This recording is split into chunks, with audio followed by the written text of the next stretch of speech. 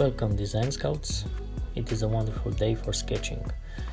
Here is my second video and another milestone for me, because usually few take a step towards something and fewer take the second step.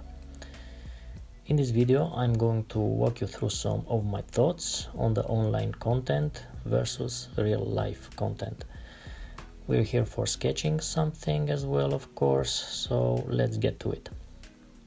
As you can see, I've already started with the sketching, but it is obvious I don't speak in real time over my videos.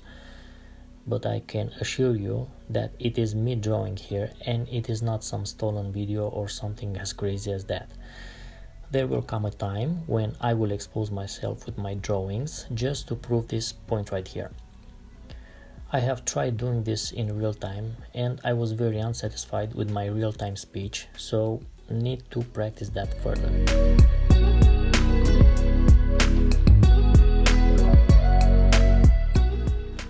For this drawing I'm using the same pencil I was using in my first video and the same type of paper. As usual, I'm not starting drawing with an exact vision of the final sketch.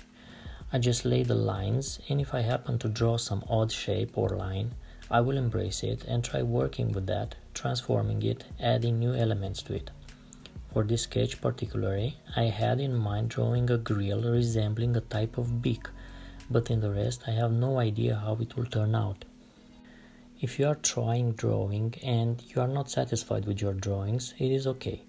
Just mess up as many drawings as it takes because you will get better, but some of us have a longer road ahead and need much more practice. A good way of dealing with this is to start drawing with absolutely no expectations, like I started this channel. My rules for drawing are no rules, like an underground fight in the cage. And I get it, you need to be an expert at what you are doing so you can teach others, but my approach is to practice, practice, practice. It doesn't matter that drawings came up meh. You will see in future videos I will come back to these drawings and refine them, but that will be further in the future, because now guys, we have a lot of sketching to do just to exercise the hand and imagination.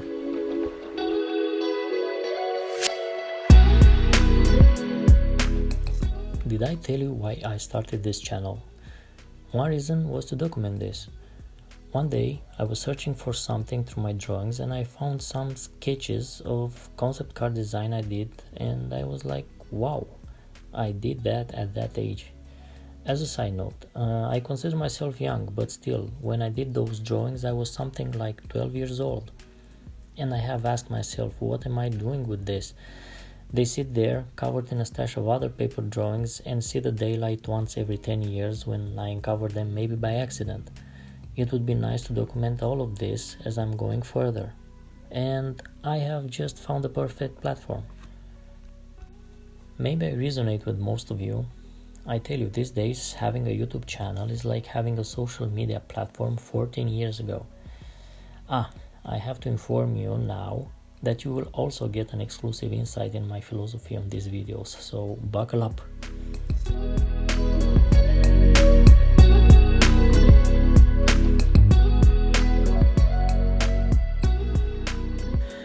We all have a voice now, and it seems we are all special in a way. It is just that some of us are putting it out there, using social media to get a wider audience. If you had skills in drawing, in the past you would have to study in a particular school, enter a circle of local artists, get known in the community. Things were harder in the past, and the famous artists had also very good social skills in general, I would say. Now you have the internet. Anyone can show their skills with much less effort. Me personally, I scroll through photography, painting, sketches on a daily basis on my other social media like Instagram. Oh boy, there are a lot, and it is an endless supply of them. What does that mean? A rule of economics say that when there is too much supply of one thing, art in our case, the value decreases. Well, it decreases the interest in it, not the actual value. And of course it's true. We are bombarded with good content daily, and it seems we don't have enough time to consume it. Is this a good thing or a bad thing? Well, it depends. For me personally, it is a good thing, because I'm still in control of my time and I have rules regarding social media. I don't have that fear of missing out. When I open my social media apps, I'm not concerned if I might miss something. I scroll through the feed and I decide when to put the phone down. I'm not left with the impression I have might miss something. The outside world, or what you can do with your time besides scrolling through your phone, is more amazing than some might think.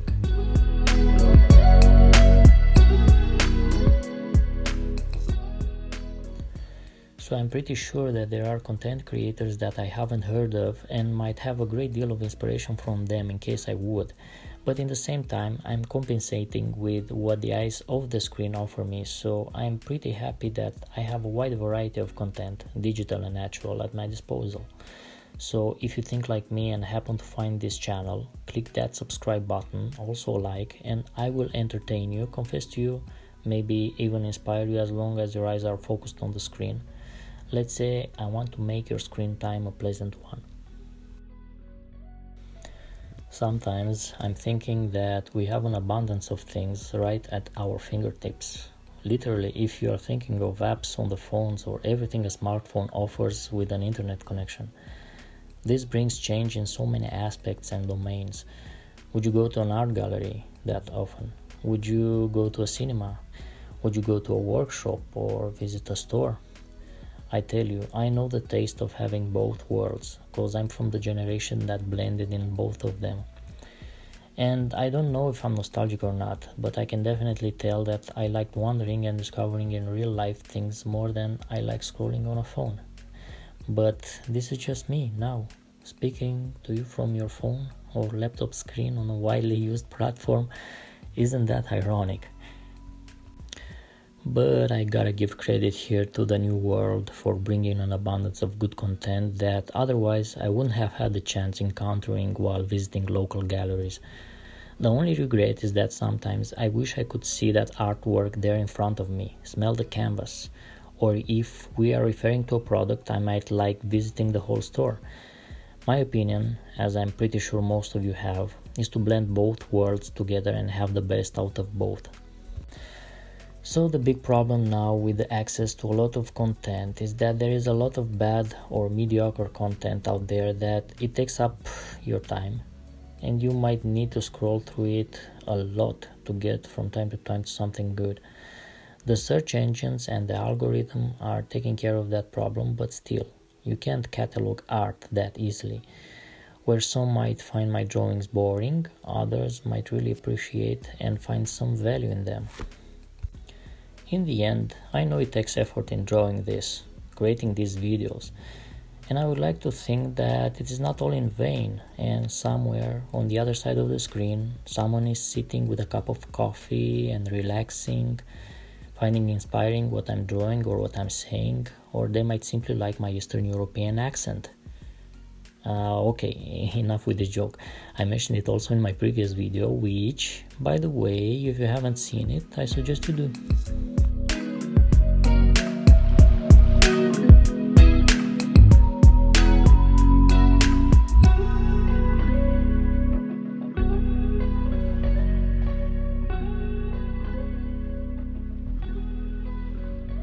So what do you think about this sketch so far?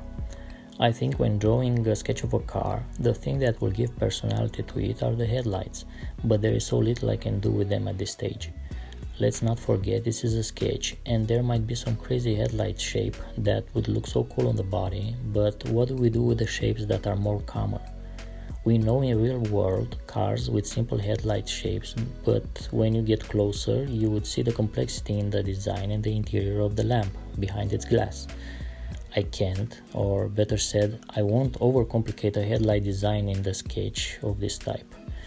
For the simple headlights, I would just draw some bulbs in the interior just to show the idea. We can complicate them afterwards when drawing more refined versions of these sketches, which I promise doing, but on future videos. Probably would be another playlist altogether.